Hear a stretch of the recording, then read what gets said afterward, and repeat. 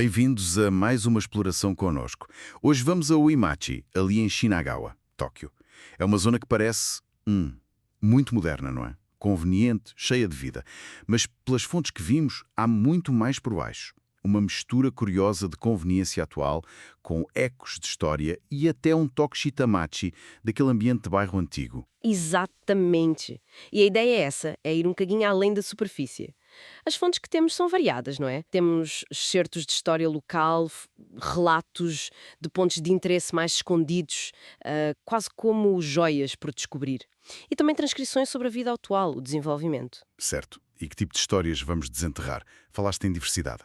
Sim, vamos desde, olha, um hipódromo com um passado secreto na guerra, até vestígios da antiga estrada Tokaido, marcas da indústria, uma praia que desapareceu e até poesia e filantropia da era Meiji. É um leque vasto. Parece fascinante. Então, vamos a isso. Comecemos por essa história do hipódromo e da guerra. Parece inesperado. É verdade, o antigo hipódromo de Tóquio, o Tokyo Kaiba Club, foi requisicionado durante a Segunda Guerra. Transformaram numa base aérea naval, a Oikaigun Kokutai. Uma base aérea? A sério? Com aviões a descolar das pistas de corrida? Sim, sim, caças usavam as pistas. E o mais incrível é que debaixo das bancadas escavaram abrigos antiaéreos, postos de comando, uma estrutura militar completa ali escondida. Uau!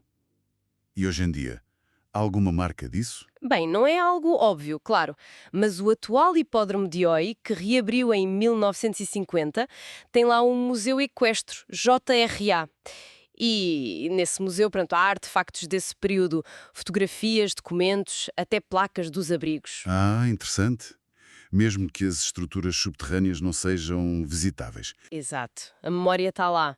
Sente-se essa camada de história mesmo que não se veja diretamente. Aliás, até um detalhe como os autocarros gratuitos que as fontes mencionam da estação para o hipódromo pode ter raízes nessa logística militar antiga, quem sabe? Adaptações, não é? É uma boa perspectiva. Passando da guerra para viagens mais antigas. A Tokaido. As fontes dizem que Oimachi não era uma estação oficial, uma Shukuba, certo? Correto. Não era uma das 53 estações oficiais, mas era uma Ainoshuku ou uma Trinoshuku, ou seja, uma paragem não oficial, mas muito importante. E porquê? Qual era a diferença? As Shukuba eram para oficiais, daimyos, gente importante. Estas paragens intermédias, como o Imachi, eram mais para o viajante comum. Mercadores, peregrinos, gente que precisava descansar entre as grandes etapas de Shinagawa e Kawasaki. Era vital para eles. Faz sentido. E ainda hoje, há vestígios? Ah! Perto da esquadra da polícia do Oimachi, as fontes indicam que se podem encontrar coisas discretas. Pedaços do pavimento antigo, ruelas mais estreitas que ainda seguem o traçado da velha estrada. Que giro! É preciso ter olho para descobrir. Sem dúvida. E mesmo que as antigas casas de chá, a Shaya, não existam como antes, há locais como a Kikuya, mencionada, que mesmo modernos tentam manter esse espírito de hospitalidade secular. É a história do dia-a-dia. Fascinante. Agora, mudando de agulha, a era industrial. Oimachi também foi importante aí, não foi? Como nó ferroviário? Importantíssimo, desde a era Meiji. E há uma estrutura que as fontes destacam, a Senkei-shaku, construída em 1914. Era uma cocheira circular enorme para as locomotivas a vapor, com uma placa giratória no meio.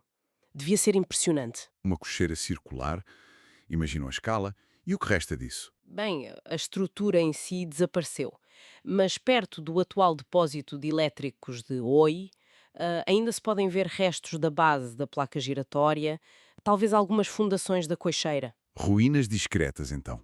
Exato. Um contraste interessante entre essas marcas do passado a vapor e as instalações modernas dos comboios elétricos, quase engolidas. A história em camadas, literalmente. Falando em mudanças drásticas, as fontes mencionam uma praia, Oyama. Sim, o Imachi tinha uma praia natural, coisa que hoje, bem, é difícil imaginar ali. Desapareceu por quê? Aterros, suponho. Precisamente, recuperação massiva de terras na Baía de Tóquio. Aconteceu muito depois do terremoto de Kanto, em 1923, e no pós-guerra. Precisavam de espaço para a indústria, para a logística, e a praia foi sacrificada. E não há nada que lembre essa praia perdida. Há uma espécie de erro. O Parque Costeiro de Jonanjima. É uma praia artificial construída já nessas terras recuperadas. Fica virada para o aeroporto de Haneda. É como uma memória moderna da antiga Oihama. Uma memória artificial, então. Sim, e as margens do canal Shiokaze, ali perto, mostram bem essa paisagem industrial típica dos aterros.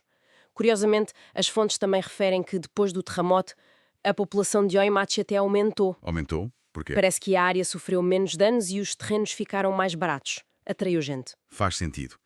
E sobre a vida mais recente? Período Showa, pós-guerra. As fontes falam muito das comunidades que se formaram em torno das Nagaya, aquelas casas de madeiras minadas, e da importância cultural dos sento, os banhos públicos. Eram centros sociais, não apenas locais de higiene. E ainda existem vestígios dessa época? Nagaya, Sento, sim, perto da Universidade Risho, ali para o lado oeste da estação, ainda se encontram alguns edifícios Nagaya. E há o Oyo, um centro tradicional que uma das fontes descreve como um fóssil vivo. Um portal para essa cultura balneária Showa. Um fóssil vivo. Que bela descrição. É. E há outra ligação interessante dessa época. O poeta Hagewara Sakutaro. Ele viveu em Oimachi, nos anos 20, e escreveu um poema chamado Oimachi. E o que tinha de especial o poema? O curioso é que ele parece ter apreciado a paisagem industrial que estava a surgir. As chaminés, o movimento, Invulgar para a época, talvez. talvez. E há um local, o Parque dos Gatos, Oimachi Ryokuchi Jido-yuan, com umas estátuas de gatos, Ana Koitaro, que foram inspiradas diretamente numa obra dele, Gato Azul. É um detalhe giro, uma história escondida num parque infantil. Que descoberta. Tantas camadas. E para terminar, falaste em filantropia Meiji. Sim, um exemplo muito específico. A rampa Zeimuzuzaka. Zeimuzuzaka. O nome é familiar das fortes, mas tinha outro nome antes, não era? Era muito íngreme. Exato. Chamava-se Azamazaka e era bastante difícil de subir. E a história conta que um residente britânico da era Meiji, J. M. James, Um britânico? sim, ele usou a sua fortuna pessoal para tornar a rampa mais suave, mais acessível.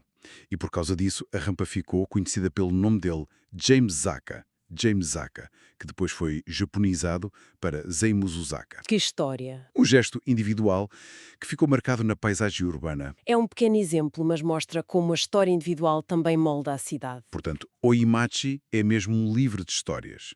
A história está lá, nas ruas, debaixo dos pés. Em locais como esse, Sento, nos vestígios da Tokaido, no nome de uma rampa. Não só nos museus. Sem dúvida. Está tudo lá, muitas vezes escondido pela azáfama do dia a dia. Fica a sensação de que conhecemos um sítio completamente diferente daquele que imaginávamos. Pois fica. E talvez isso nos leve a pensar de que forma é que descobrir estas camadas todas, a base aérea secreta, a paragem humilde na Tokaido, as ruínas industriais, a praia fantasma, a poesia das chaminés, muda a nossa percepção. Muda a forma como olhamos para um bairro que, à partida, parecia só mais um nó de transportes eficiente em Tóquio. É uma excelente pergunta para ficarmos a refletir. Talvez seja um convite, não é? Para procurarmos sempre um bocadinho mais fundo, para além do óbvio, onde quer que estejamos.